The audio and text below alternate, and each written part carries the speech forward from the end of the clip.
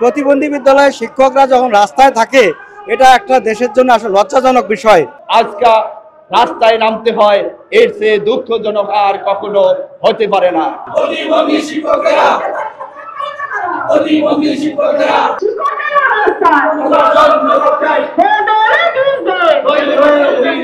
দীর্ঘ 2 যুগ ধরে প্রতিবন্ধী বিদ্যালয়গুলো বাংলাদেশে পরিচালিত হচ্ছে।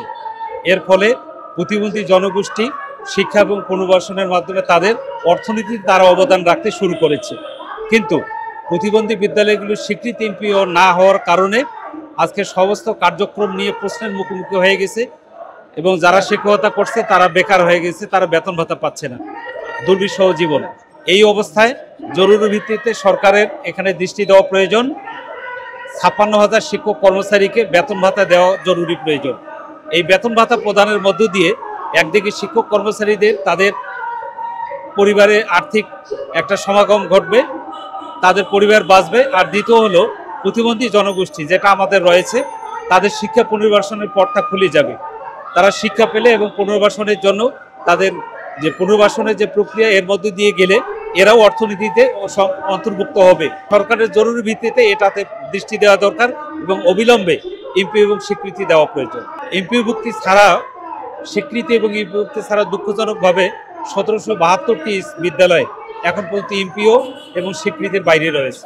যেখানে শিক্ষকরা হলে বাংলাদেশের একটি শিক্ষা প্রতিষ্ঠানে মানুষ তৈরি করার কারিগর হিসেবে কাজ করে, সেই সমস্ত শিক্ষকরা আজ রাস্তায় নেমে প্রতিবন্ধী বিদ্যালয়ের এমপিও স্বীকৃতির দাবির জন্য অবস্থান কর্মসূচি করতেছে।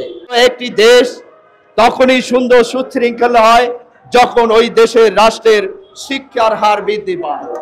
যে রাষ্ট্রে যতই শিক্ষিত হবে সেই রাষ্ট্র ততই শিক্ষিত হবে, সেই দেশে ততই উন্নয়নশীলের অবধারা বাড়বে। আমরা 17টা বছর জীবন যৌবন শেষ করে এই প্রতিষ্ঠানে বিশেষ চাহিদা সম্পূর্ণ শিশু যারা সুবিধা বঞ্চিত প্রতিবন্ধী ব্যক্তিরা এই দেশে অবস্থান করে তাদেরও ন্যায্য অধিকার আদায়ের জন্য আজকে রাস্তায় নামতে হয়, এর চেয়ে দুঃখজনক আর কখনো হতে পারে না। আমাদের যেহেতু বিশেষ চাহিদা সম্পূর্ণ শিশু, এরা তো সম্পূর্ণ প্রতিবন্ধী, এদেরকে যখন আমরা স্কুলে নিয়ে আসি তখন আমাদের নিজস্ব গাড়ি বা পরিবহনতে নিয়ে আসতে হয়। তারপর দেখা যায় যে দুপুর পর্যন্ত আগে তাদেরকে খাওয়া দিতে হয়, এটা নিজস্ব অর্থ হয় না।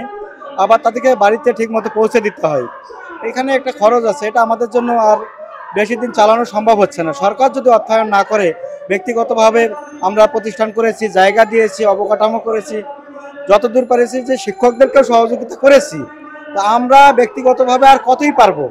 সরকার যদি এই মুহূর্তে চায় যে প্রতিবন্ধীদের পাশে দাঁড়াবে, তাহলে তো এটা এর চেয়ে তার মহৎ কাজ কিছু হতে পারে না। এই বিষয়গুলো আমাদের আগে ওনাদের উদ্যোগ নেওয়া উচিত ছিল। আর এই প্রতিবন্ধী বিদ্যালয়ের শিক্ষকরা যখন রাস্তায় থাকে এটা একটা দেশের জন্য আসলে লজ্জাজনক বিষয়। বেকার খেটেই আসছে একের পর এক আমরা আশার উপরে। তা আমরা এখন নিজেরাই আমাদের ফ্যামিলিতে যারা আছে এই আমাদের প্রতিষ্ঠানগুলোর সাথে জড়িত তারা একেবারে সচ্ছল ফ্যামিলি না, তারপরেও কিন্তু আশায় আশায় অনেকজন অনেক উপায়ে ধার দেনা করে হলেও তারা প্রতিষ্ঠান চালিয়ে গেছে, কিন্তু এখন আর সম্ভব না। এখন আমরা স্বীকৃতি পর্যন্ত পাইনি, এমপিও তো তার পরের ধাপ। সুতরাং এখন সরকারকে আরও সচেতন হওয়া উচিত, কারণ এখন সেই দেশ নাই, এখন 24-এর দেশ। এখন আমরা নতুনভাবে স্বাধীনতা পেয়েছি।